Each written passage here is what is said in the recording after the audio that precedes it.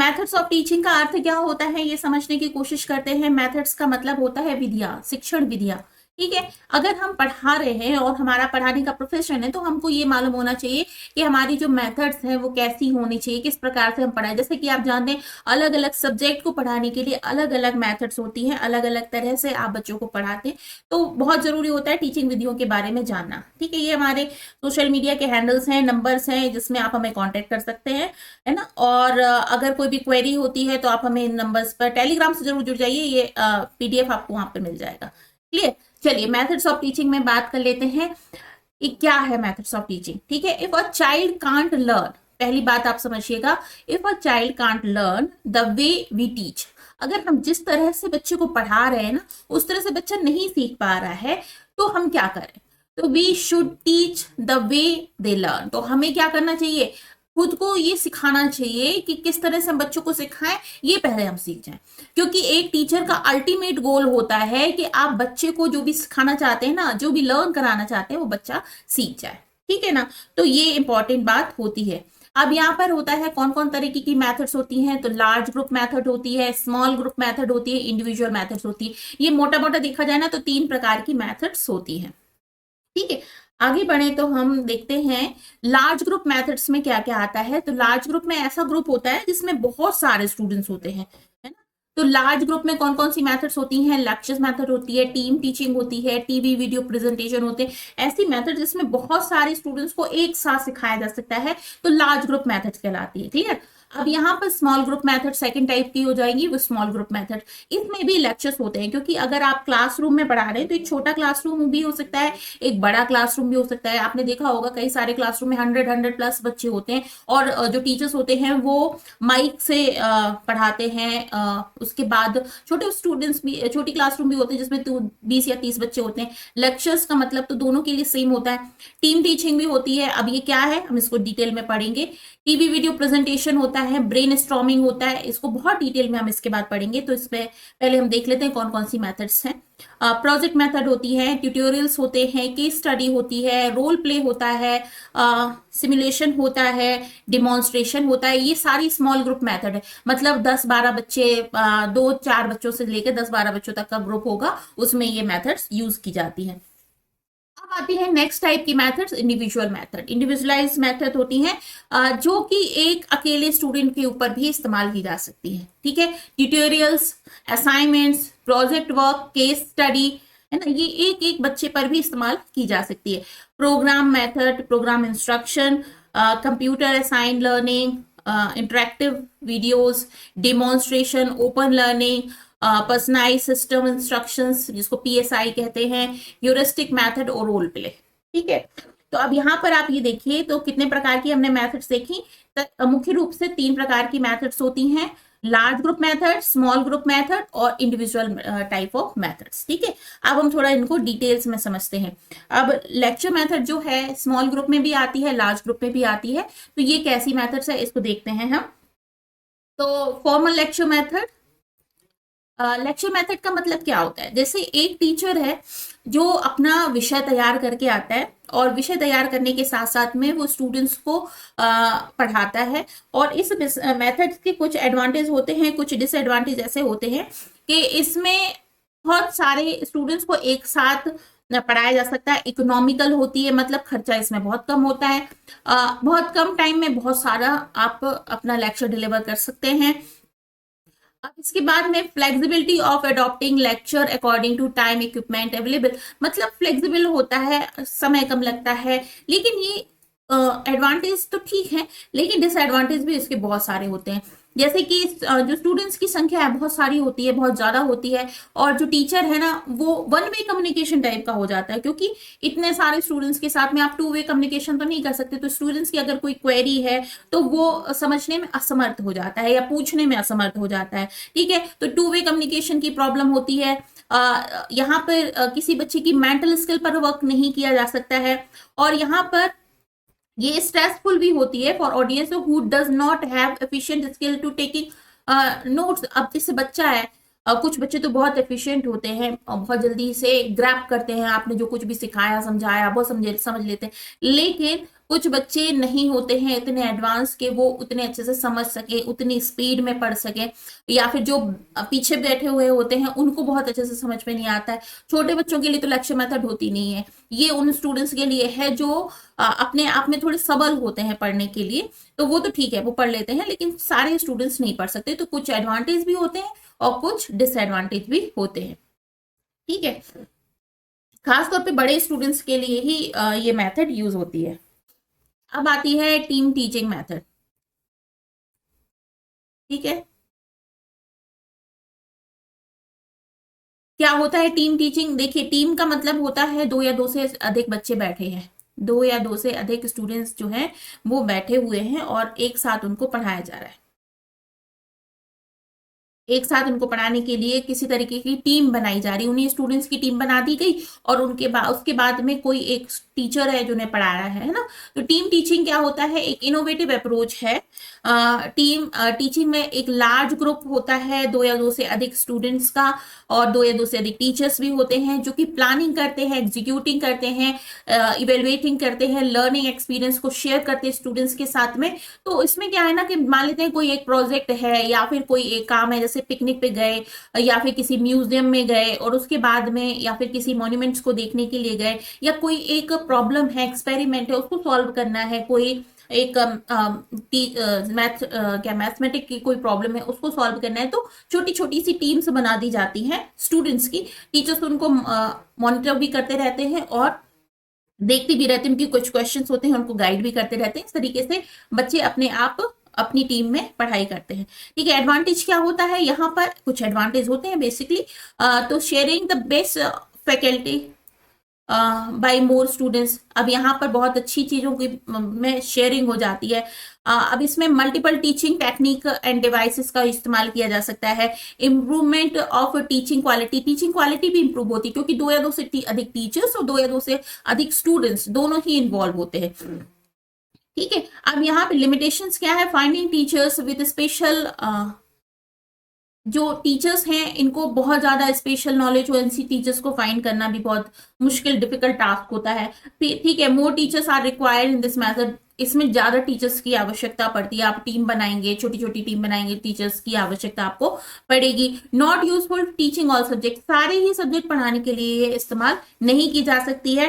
इसके बाद में require much time for planning and scheduling, इसमें आपको प्लान कैसे करना है, शेड्यूल कैसे करना है, इसमें बहुत अधिक समय लगता है। अब आ जाता है कि TV and video presentation. TV and video presentation आजकल ये बहुत ज्यादा यूज होने वाली मेथड है। जैसे कि पहले स्टूडेंट्स जो होते थे, सिर्फ हम लोग जब पढ़ते थे तो क्या होता था कि आपके पास में एक क्लासरूम है और एक टीचर है पढ़ा रहा है, और उसके बाद ज्यादा से ज्यादा टीचिंग एड्स के रूप में आप चार्ट यूज कर लेते थे या फिर ग्लोब वगैरह यूज कर लेते थे। लेकिन आजकल स्टूडेंट्स को स्मार्ट बोर्ड के माध्यम से पढ़ाया जाता है, वीडियो लेक्चर्स के माध्यम से पढ़ाया जाता है। इसकी बहुत अच्छी चीजें हो जाती हैं कि आप वीडियो प्रेजेंटेशन से जब बच्चों को पढ़ाते हैं तो प्रोवाइड बहुत अच्छे से प्रेजेंटेशन आप बताते हैं। आप जैसे साइंस में आप वेव्स पढ़ा रहे हैं तो वेव्स को चलता हुआ आप दिखा सकते हैं, लहरों को दिखा सकते हैं। तो वीडियो प्रेजेंटेशन ऑफ, जिसमें कि वीडियो भी होता है, ऑडियो भी होता है, दोनों तरीके की प्रेजेंटेशन होती है ना। तो इस तरीके से बच्चों को समझाना बहुत आसान हो जाता है, और वीडियो प्रेजेंटेशन के द्वारा आप बहुत सारे स्टूडेंट्स को एक साथ समझा सकते हैं, उनका अटेंशन ग्रैब कर सकते हैं। यहाँ तक कि आप अलग अलग क्लासरूम में एक ही तरीके का वीडियो प्रेजेंटेशन आप कर सकते हैं और बहुत सारे स्टूडेंट्स एक साथ किसी भी लेक्चर को देख सकते हैं, ठीक है। एडवांटेज क्या होता है? एडवांटेज तो ये है, many important personalities and experts are brought to the classroom. अब मान लेते हैं बहुत बड़े बड़े लेक्चरर्स हैं जिनसे बच्चों को पढ़ाना है आपको, या उनके लेक्चर्स को डिलीवर करना है, तो उस कंडीशन में आपको उनकी फिजिकल प्रेजेंस की जरूरत नहीं होती, वो कहीं पर रहकर भी अपने वीडियो लेक्चर्स को दे सकते हैं, या फिर उनके वीडियोस हैं उनको आप अपने क्लासरूम में यूज कर सकते हैं। अब इसमें क्या है, specifically useful for adult learners. जैसे कि आपने बात करी होगी ना स्वयं प्रभा के बारे में जानते हैं, तो स्वयं प्रभा में क्या होता है, वीडियो लेक्चर्स के माध्यम से ही बच्चों को या जो एडल्ट लर्नर्स होते हैं उनको पढ़ाया जाता है। Illustration lectures and demonstration can be supplemented by others. यहाँ पर क्या है कि अलग अलग तरीके के स्लाइड्स और मॉडल्स और स्पेसिमेंट्स के माध्यम से आप डेमोन्स्ट्रेट कर सकते हैं, समझा सकते हैं। ठीक है, इजीली एक्सेसिबल, बहुत अच्छे से आसानी से आप बहुत बड़े एरिया को यहाँ पर कैप्चर कर सकते हैं। स्पेशली यूजफुल फॉर सब्जेक्ट जैसे कि जियोग्राफी, एस्ट्रोनॉमी, साइंस और कहना चाहिए ऐसे सब्जेक्ट्स जिसमें कि आपको नेचर दिखाना है या बड़े बैकग्राउंड को आपको कवर करना है, तो इस तरीके का आप चेक कर सकते हैं। ठीक है, लेकिन लिमिटेशंस क्या है? Less possibility for two way communication. ठीक है, यहाँ पर लिमिटेशंस में ये आ जाएगा कि आपका टू वे कम्युनिकेशन नहीं होगा। वीडियो लेक्चर्स हो रहे हैं तो आप सिर्फ वन वे ट्रैफिक में जा रहे हैं, मतलब आप बस देख पा रहे हैं जो वीडियो लेक्चर्स में है, आप क्वेश्चंस नहीं कर पा रहे। हाँ, क्वेश्चन करने की दूसरे ऑप्शंस होते हैं कि कमेंट्स में कर लें, लेकिन वैसे नहीं पूछ पा रहे हैं आप सामने सामने से। There can be difficulty in adjusting complicated schedule to telecast the telecast period. ऐसा है कि मान लेते हैं कोई बहुत बड़े टीचर हैं जिनकी आपको क्लासेस चाहिए है, तो जरूरी नहीं उनके शेड्यूल को आप मैच कर पाए ना, तो ऐसी कुछ लिमिटेशंस होती हैं। नेक्स्ट देखते हैं स्मॉल ग्रुप टीचिंग मेथड्स में। स्मॉल ग्रुप में तो मैंने जैसे बताया कि छोटा ग्रुप होता है, 3 से 12 ट्रेनीज होते हैं, और यहाँ पर क्या होता है, the most of the method instructional delivery for learning of similar group numbering between 3 and 12, मतलब 3 से 12 ट्रेनीज होते हैं और यहाँ पर वो अपने एक साथ छोटे छोटे से ग्रुप बनाकर पढ़ाई करते हैं। Some of these methods are group discussion, seminar, project work, tutorials and role play. अब इसमें कौन कौन सी मेथड्स होती हैं?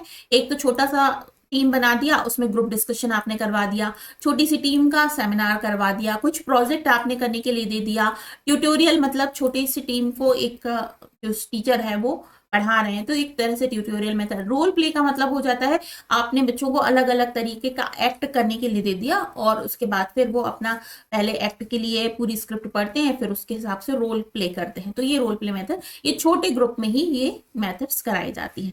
ठीक है, फर्स्ट आ जाती है इसमें ग्रुप डिस्कशन। तो ग्रुप डिस्कशन में आप समझते हैं कैसी होती है मेथड।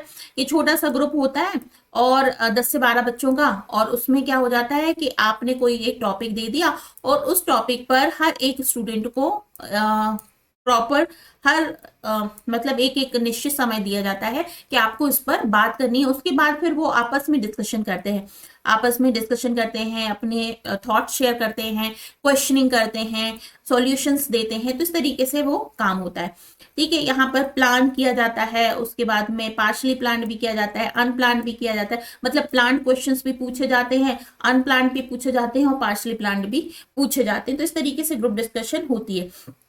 ग्रुप डिस्कशन में क्या हो जाता है, इश्यूज स्किल, बच्चों में कम्युनिकेशन स्किल की बहुत अच्छे से इसमें बढ़ोतरी होती है। तो एडवांटेज डिसएडवांटेज में देख लेते हैं। यहाँ पर क्या है, participation of all group members बहुत जरूरी होता है। एडवांटेजेस में है ये कि सारे ही स्टूडेंट्स है ना पार्टिसिपेट करते हैं। तो पहली बात, सारे बच्चों की जो झिझक है वो कम हो जाती है, बच्चे आसानी से एक दूसरे के साथ कम्युनिकेट करते हैं, अपनी बात को रख पाते हैं। क्रिटिकल थिंकिंग डेवलप होती है, आप किस तरीके से सोचते हैं, प्रॉब्लम को कैसे देख पाते हैं, इसको डेवलप कर पाते हैं।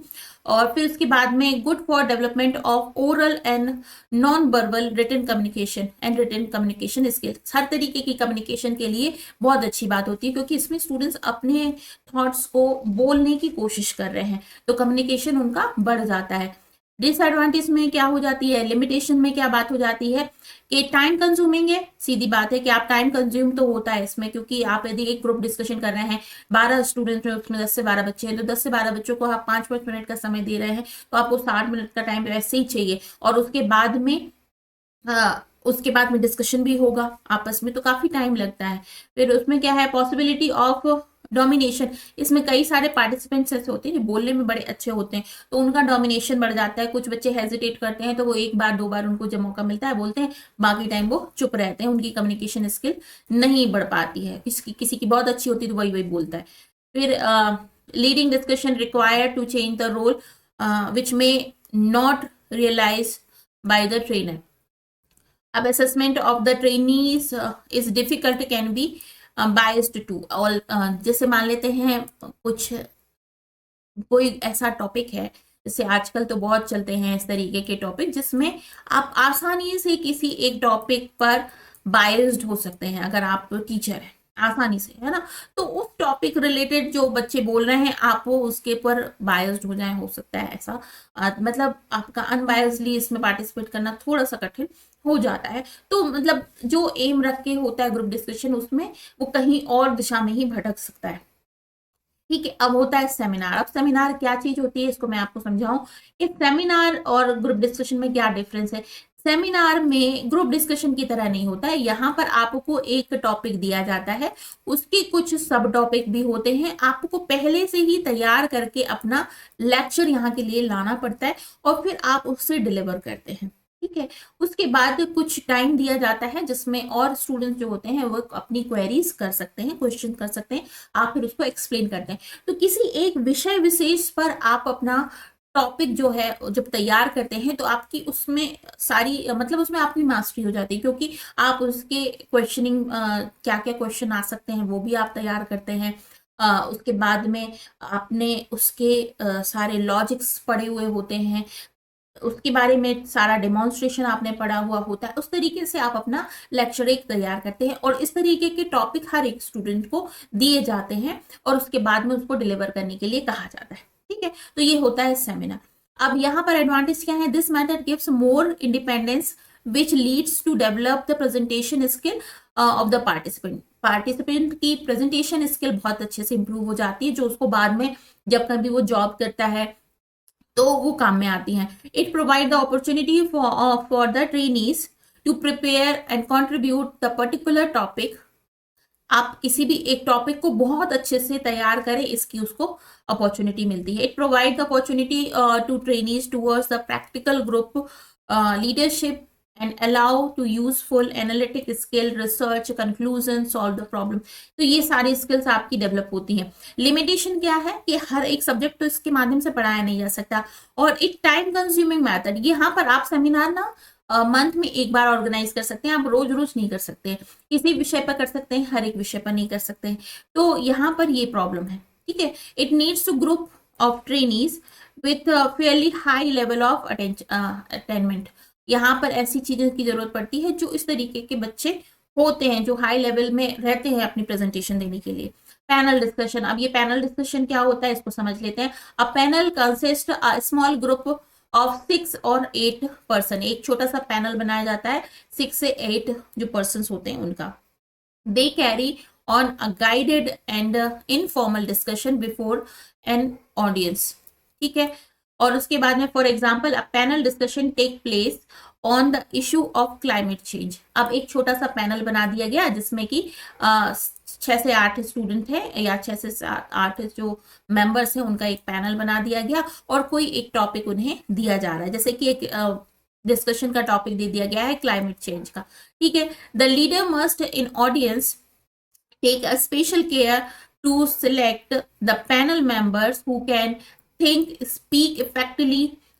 He must also be sure they prepare themselves to discuss the subject। यहाँ पर एक कोई मेंबर होते हैं जो कि डिस्कस करेंगे सब्जेक्ट्स को। बात यहीं पर आ जाती है एडवांटेज में पैनल डिस्कशन में। It will conducted are usually more interesting to audience than single speaker forum usually on socially relevant issues. इसमें किसी इश्यू पर बात की जा सकती है, किसी इश्यू पर चर्चा की जा सकती है। लिमिटेशन ये है कि यहाँ पर bring expert to a single forum can be difficult, the audience is not actively involve. यहाँ पर जो पैनल बनाया जाएगा ना वो बहुत ही इंपॉर्टेंट जो टीचर्स होते हैं या फिर इंपॉर्टेंट मेंबर्स होते हैं उनका बनाया जाता है और फिर वो किसी इशू पर बात खोल देते हैं, बच्चे उसके साथ में डिस्कशन करते हैं। अब यहाँ पर जरूरी नहीं है कि सारे स्टूडेंट्स उसके साथ में पार्टिसिपेट करें, तो एक तरीके से वन वे कम्युनिकेशन टाइप का भी हो जाता है यहाँ पर। अगली बात आती है ब्रेनस्टॉर्मिंग। बहुत ज्यादा इंपॉर्टेंट ब्रेनस्टॉर्मिंग पर जाते हैं लोग कि ब्रेनस्टॉर्मिंग एक मेथड है जिस पर आप देखते होंगे कि बहुत नाम लिया जाता है। क्या होती है मेथड ये, इसको समझ लेते हैं। इस पद्धति में किसी के साथ भी टिप्पणियों का आदान प्रदान होता है। आप क्या सोचते हैं किसी विषय के बारे में, क्या पॉसिबिलिटीज हैं, ये सब कुछ आप आदान प्रदान करते हैं। सिवाय इसके कि प्रतिभागी उस समय विचारों की आलोचना करने की अनुमति नहीं होती। जब आप विचारों का आदान प्रदान कर रहे हैं ना, तब आप उसकी आलोचना नहीं कर सकते हैं। जब आपके विचार आमंत्रित किए जा रहे हो, कभी कभी विचारों की मात्रा गुणवत्ता अधिक महत्वपूर्ण होती है। सभी विचारों के समाप्त होने तक मंथन कई दौर में चलाए जाते हैं। प्रतिभागियों को तभी सभी विचारों का मूल्यांकन करने और सर्वश्रेष्ठ सूचीबद्ध करने के लिए कहा जाता है। मतलब कहने का तात्पर्य है कि आप जो एक ऐसा कोई डिफिकल्ट सा टॉपिक है जिसके बारे में आपसे बात की जा रही है, तो जो भी स्टूडेंट्स बैठे हैं ना, उनके सभी के थॉट्स को लिया जा रहा है। आप अपने अपने विचारों को रखें, बताएं, लेकिन आलोचना नहीं करेंगे, उसके बाद में उसका डिस्कशन होगा। तो जब ऐसे में क्या हो जाता है कि बहुत सारी डिफिकल्टीज होती हैं या फिर कुछ ऐसी गूढ़ प्रॉब्लम्स होती हैं, उनके सॉल्यूशन निकल कर आते हैं। तो इस तरीके की मेथड होती है ब्रेनस्टॉर्मिंग, बहुत ज्यादा यूज होने वाली मेथड है साइकोलॉजिकल प्रॉब्लम में, और किसी इशू को सॉल्व करने में, किसी मेंटल प्रॉब्लम को सॉल्व करने में भी इसका इस्तेमाल किया जाता है। आगे इसके एडवांटेज डिसएडवांटेज देख लेते हैं। It encourage the creativity that help trainees to produce, think and explore ideas. ठीक है, आप अपने आइडियाज को एक्सप्लोर कर सकते हैं। स्कोप फॉर लार्ज पार्टिसिपेशन, आप लार्ज फॉर्म में पार्टिसिपेट कर सकते हैं। It's economical as does not require much preparation, आपको बहुत ज्यादा प्रिपरेशन की जरूरत नहीं है, आप ऐसे ही बैठकर भी अपनी ब्रेनस्टॉर्मिंग कर सकते हैं। लिमिटेशन ये है, it is not very systematic way of studying any subject, बहुत ही सिस्टमेटिक नहीं होती है, क्योंकि कुछ भी आप सोच सकते हैं, बोल सकते हैं। There is possibility of some trainees being reluctant to participate. ठीक है, ऐसी प्रॉब्लम्स आती रहती हैं। प्रोजेक्ट मेथड नेक्स्ट जो होती है स्मॉल ग्रुप मेथड में, प्रोजेक्ट मेथड होती है। अब इसमें देखो, जैसे इस बच्चे को दिया जा रहा है, कोई एक काम दे दिया गया है करने के लिए, और वो उस प्रोजेक्ट को कंप्लीट करेगा। ठीक है, इस तरीके से स्मॉल ग्रुप मेथड्स में प्रोजेक्ट दिए जाते हैं। कोई भी प्रोजेक्ट हो सकते हैं, साइंस के प्रोजेक्ट होते हैं, मैथमेटिक्स के प्रोजेक्ट होते हैं, कुछ भी हो जाता है। कोलाज मेकिंग भी हो जाएगा इसमें, आप पिकनिक पर लेकर जाएं, किसी म्यूजियम में लेकर जाएं, इस तरीके के भी प्रोजेक्ट दिए जाते हैं जिसमें आपको काम कुछ करके बताना पड़ता है।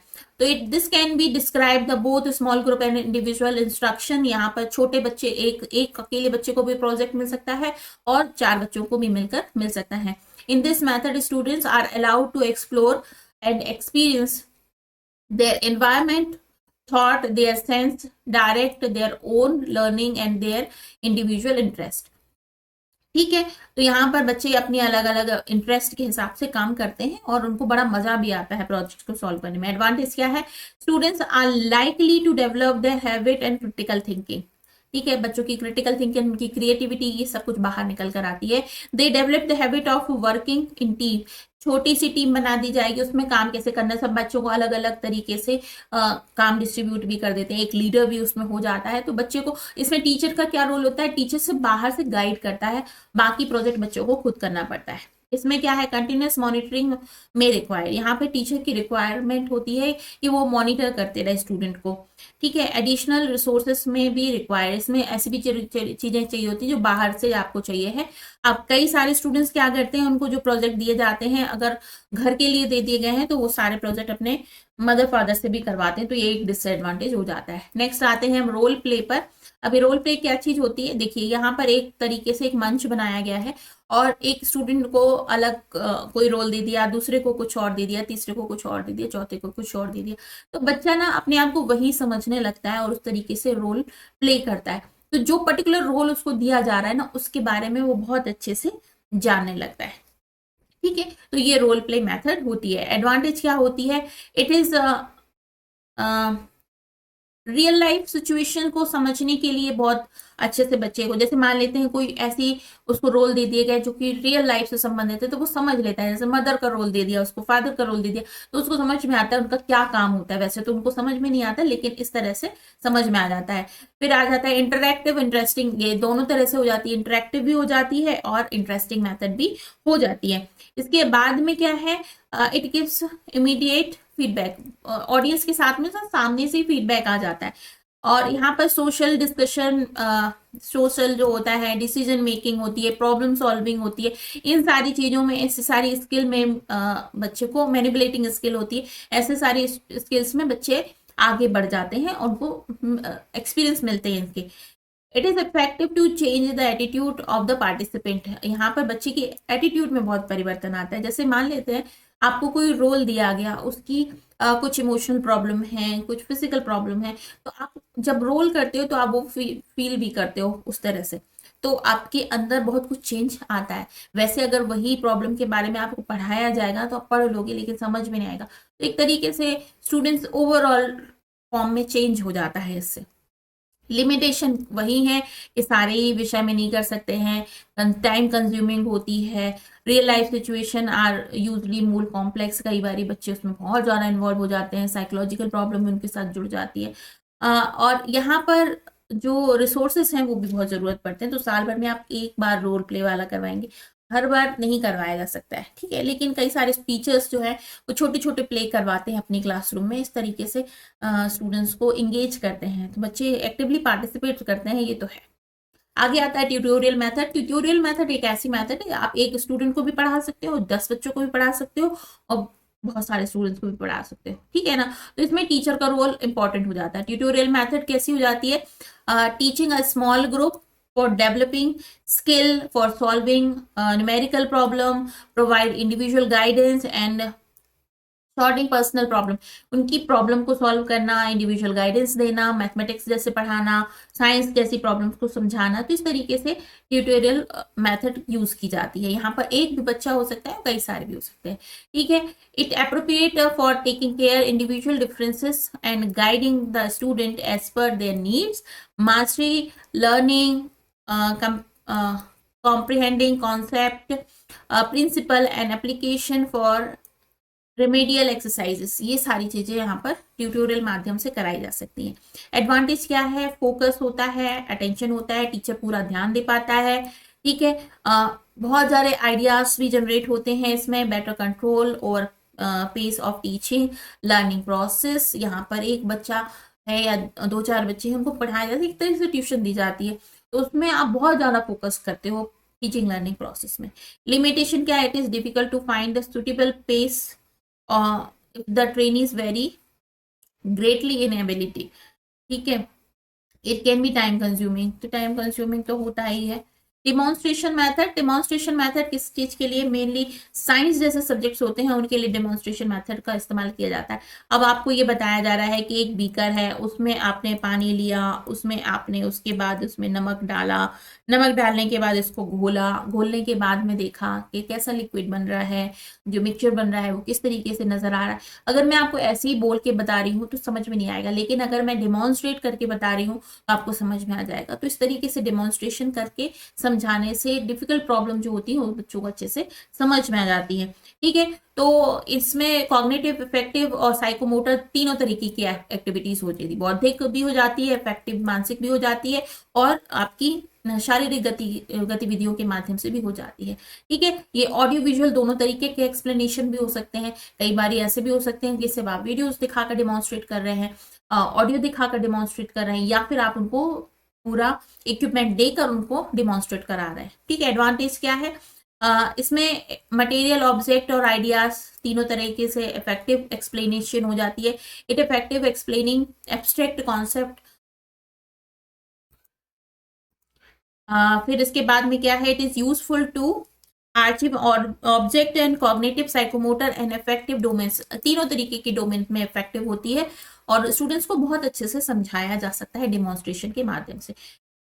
लेकिन only few opportunities to participant to experimental process. अब देखो, जैसे मान लेते हैं क्लासरूम में आप एक्सप्लेनेशन दे रहे हैं, तो किसी भी चीज को बच्चे से भी बोला जा रहा है आके करके देखो, तो आप सारे स्टूडेंट्स को नहीं इकट्ठा बुला सकते, आप एक एक बच्चे को बुलाओगे। तो ऐसे में कुछ स्टूडेंट्स ही बहुत अच्छे से लाभ ले लेते हैं, कुछ नहीं देखना चाहते, वो नहीं देखते हैं। जैसे प्रैक्टिकल लैब में देखा है ना, बच्चे क्या करते हैं, कुछ 2-4 बच्चे तो प्रैक्टिकल करते हैं, बाकी सारे खड़े खड़े चले जाते हैं। फिर क्या है? Individualised teaching method. यहाँ पर एक बच्चे को एक टीचर पढ़ा रहा है, बहुत अच्छे से उसको समझा देता है, उसकी सारी प्रॉब्लम को सॉल्व कराता है, उसके असाइनमेंट्स, उसकी केस स्टडी, उसके अप्रोचेस, इन सारी चीजों को समझाने का काम करता है। तो एक तरीके से इंडिविजुअलाइज्ड टीचिंग मेथड बहुत अच्छे से एक इंडिविजुअल लर्नर को इम्प्रूव करने के लिए इस्तेमाल की जाती है। असाइनमेंट्स सभी स्टूडेंट्स जानते हैं, क्योंकि उन्होंने कहीं ना कहीं किसी ना किसी फॉर्म में असाइनमेंट्स किए होंगे। आपने लेक्चर मेथड से कुछ पढ़ाई किया, डिमॉन्स्ट्रेशन मेथड से कुछ पढ़ाई किया, आपने प्रोजेक्ट मेथड से कुछ पढ़ाई किया, आपने पढ़ा क्या, उसको आपको क्या करना पड़ेगा, लिखना पड़ेगा। लिखकर आपको कुछ क्वेश्चंस दिए जाएंगे, क्वेश्चन देने के बाद में आपको वो असाइनमेंट को कंप्लीट करना पड़ेगा। अब आप असाइनमेंट्स में टीचिंग मतलब जो भी टीच किया है गया है आपके उसमें, उसको आप लिख सकते हैं। लेकिन इसमें कई बार स्टूडेंट्स ना थोड़ी सी चीट भी करते हैं, उनको कहीं ना कहीं से कॉपी कर लेते हैं, किसी और जगह से लिख लिया, किसी और के असाइनमेंट्स को कॉपी कर लिया, तो ये सारी प्रॉब्लम्स होती हैं। लेकिन इससे जो कुछ भी आपने पढ़ा है उसके नोट्स तैयार हो जाते हैं, तो एक असाइनमेंट मेथड होती है। अब यहाँ पर एडवांटेज डिसएडवांटेज आप लोग बहुत अच्छे से जानते हैं इनके क्या होते हैं। बोरिंग जरूर होता है असाइनमेंट्स को बनाना, लेकिन इंपॉर्टेंट भी होता है, क्योंकि इससे आपके नोट्स तैयार हो जाते हैं। केस स्टडी क्या होता है? केस स्टडी में ये होता है कि आपको मान लेते हैं किसी एक प्रॉब्लम के बारे में समझना है, तो उस प्रॉब्लम से जूझ रहे किसी व्यक्ति के बारे में आपको केस स्टडी करनी है। ठीक है, अब मान लेते हैं फिजिकली डिसेबल कुछ स्टूडेंट्स होते हैं, कुछ चाइल्ड होते हैं जो मेंटली डिसेबल होते हैं, वो बच्चे किस तरीके से प्रॉब्लम फेस कर रहे हैं अपने जीवन में, तो किसी एक बच्चे के बारे में आपको कहा जाएगा कि आप उसकी पूरी केस स्टडी कीजिए और उसके बाद उसको लिखिए, उसको डिस्क्राइब कीजिए। तो इससे क्या होगा कि आप रिसर्च करेंगे, डेटा कलेक्ट करेंगे, आप उसके साथ में कंडीशंस भी आपके पास में होगी, एग्जामिनेशन भी करेंगे, कुछ मेथड्स भी आप यूज करेंगे, डेप्थ में उसके बारे में समझेंगे, एनालिसिस करेंगे और फिर रिजल्ट निकालेंगे और फिर उसको लिखेंगे।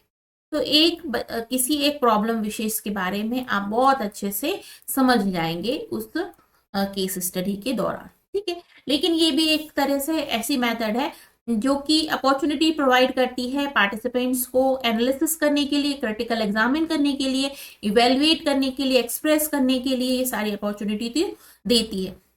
ठीक है, it hones the discussion making and problem solving skill. बच्चे के अंदर ये सारी जो स्किल्स हैं वो डेवलप हो जाती हैं इस माध्यम से, और इट इंश्योर एक्टिव पार्टिसिपेशन विच में लीड टू इनोवेटिव सोल्यूशन। यहाँ पर आपके पास में केस स्टडी करते करते आपको समझ में आता है कि इस पर्टिकुलर प्रॉब्लम को सॉल्व करने के क्या क्या तरीके हो सकते हैं। लिमिटेशन क्या होते हैं? It require trainings for teachers to use this method, it is not useful for all subject. ठीक है, सभी सब्जेक्ट्स के लिए इस्तेमाल नहीं की जा सकती है, इसकी लिमिटेशन हो जाती है।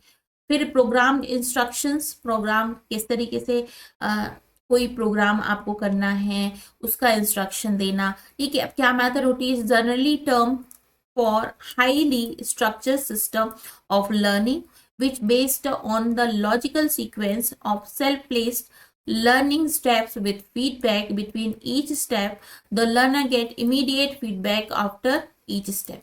ठीक है, तो जो इंस्ट्रक्शन आपको दिए जा रहे हैं वो आपको काम करना है, उसके बाद तुरंत आपको उसका फीडबैक भी मिलता है। अब यहाँ पर देयर इज रेगुलर फीडबैक, इसलिए बहुत अच्छी बात है। Ensure the active participation of the learner and it can be used for any subject. आप प्रोग्राम इंस्ट्रक्शन को किसी भी सब्जेक्ट में यूज कर सकते हैं।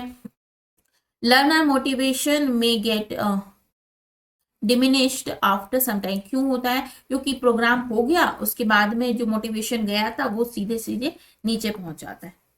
कंप्यूटर असाइन लर्निंग ये आजकल बहुत ज़्यादा होती है। जिस तरीके से ये लैब आपको नज़र आ रही है, एक लैब में सारे बच्चे बैठे हुए हैं, उनको कंप्यूटर बेस्ड नॉलेज दिया जा रहा है, तो ये समझाने की ज़रूरत होती है। तो computer assign learning it concern with the use of computer to mediate that following information in a learning process.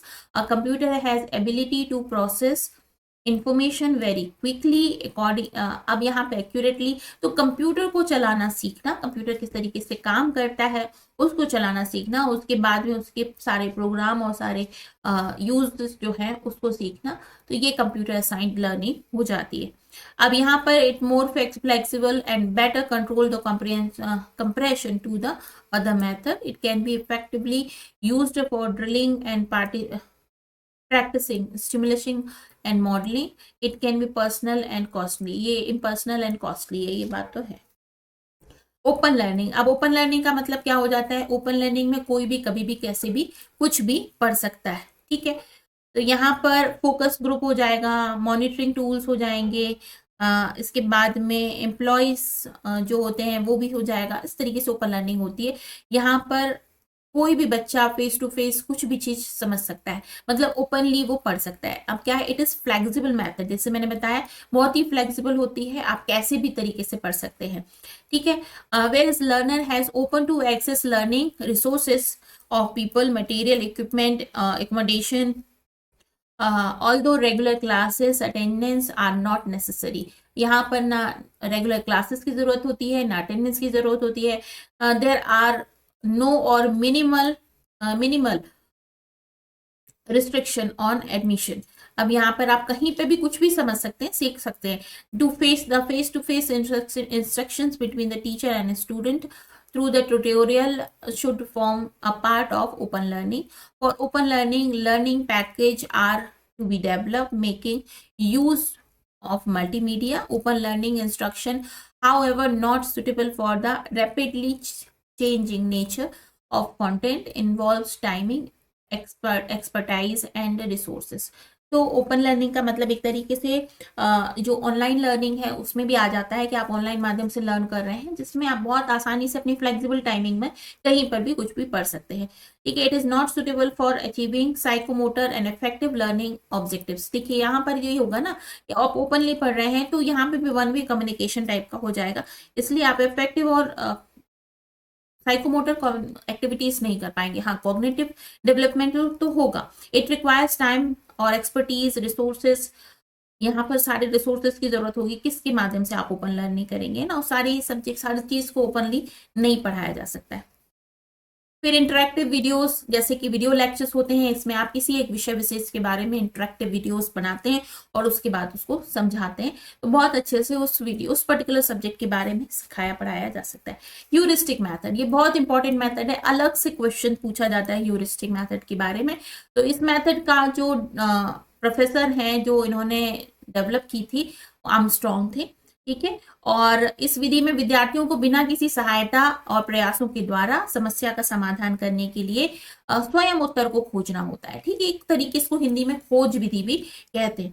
आपको किसी समस्या दी जा रही, उसके बाद में उसका हल आपको ढूंढने की बात कही जा रही है। इस प्रकार से बच्चा जिस जिज्ञासा की भावना विकसित करके ज्ञान को खोज करता बन जाता है, मतलब खुद रिसर्च करने शुरू कर देता है, इन्वेंशन करना शुरू कर देता है। इस पद्धति के द्वारा शिक्षण का मुख्य उद्देश्य विज्ञान, गणित, व्याकरण आदि के बारे में समझाना है, तथ्य प्रदान करना नहीं है, बल्कि ये सिखाना है कि ज्ञान कैसे प्राप्त किया जा सकता है। तो ह्यूरिस्टिक मेथड में क्या, मेनली आपको एक तरीके से इन्वेंट करने के लिए कहा जाता है, खोज करने के लिए कहा जाता है, रिसर्च करने के लिए कहा जाता है।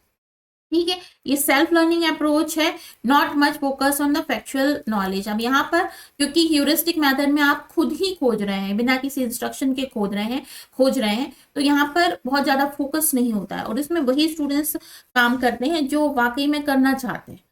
ठीक है, तो ये थी आज की क्लास हमारी, जिसमें हमने बात करी टीचिंग मेथड्स के बारे में। और अगर आप इस तरीके से हमारे साथ में जुड़कर अपनी प्रिपरेशन कर रहे हैं तो रेगुलरली आप हमारे साथ जुड़ सकते हैं। और जो स्टूडेंट्स पहली बार हमारे साथ जुड़े हैं तो एक बार हमारी क्लासेस को और हमारे जो बैचेस हैं उसको आप जरूर देखें। और अगर पहली बार जुड़े हैं तो ये हमारा सेल्फ लर्निंग का पेज है, यहाँ पर आप चेक कर सकते हैं। और आपको हमारे साथ में जुड़ना है तो आप हमारे एप्लीकेशन को भी डाउनलोड कर सकते हैं।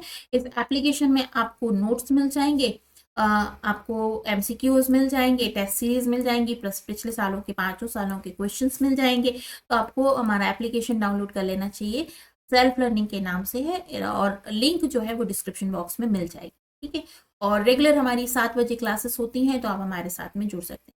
आपको पीडीएफ नोट्स चाहिए है, अगर आप ऐसे हैं कि रेगुलर आपके पास स्टडी करने का और वीडियो लेक्चर्स देखने का टाइम नहीं होता है, तो आप हमारे नोट्स परचेस कर सकते हैं। और आप हमारे सेल्फ लर्निंग जो पेज पर जो एप्लीकेशन है उसको डाउनलोड करके आप अपने नोट्स चेक कर लीजिए, आपको अच्छे लगते हैं तो आप नोट्स ले सकते हैं। ठीक है, बहुत इजी भाषा में, हिंदी और इंग्लिश दोनों भाषा में आपको नोट्स मिल जाएंगे, साथ ही साथ में टेस्ट सीरीज भी मिल जाएगी। ठीक, तो आज की क्लास को यही फिनिश करते हैं। अगर क्लास अच्छी लगी है लाइक कीजिएगा, शेयर कीजिएगा, और अगर कोई भी क्वेरी है तो इन नंबर्स पर, इन सोशल मीडिया हैंडल्स पर आप मुझसे फॉलो कर सकते हैं। और अगर आपको एप्लीकेशन डाउनलोड करने में कोई भी प्रॉब्लम आती है तो आप डिस्क्रिप्शन बॉक्स को खोलिए, ये लिंक दी हुई है, इन लिंक पर आप क्लिक करें तो आप डायरेक्टली हमारा एप्लीकेशन डाउनलोड कर सकते हैं। ठीक है, तो इस क्लास को यहीं फिनिश करते हैं, कल फिर मिलते हैं। अगर कोई क्वेरी होती है तो मुझे कमेंट सेक्शन में जरूर बताइएगा। ठीक है, थैंक यू सो मच।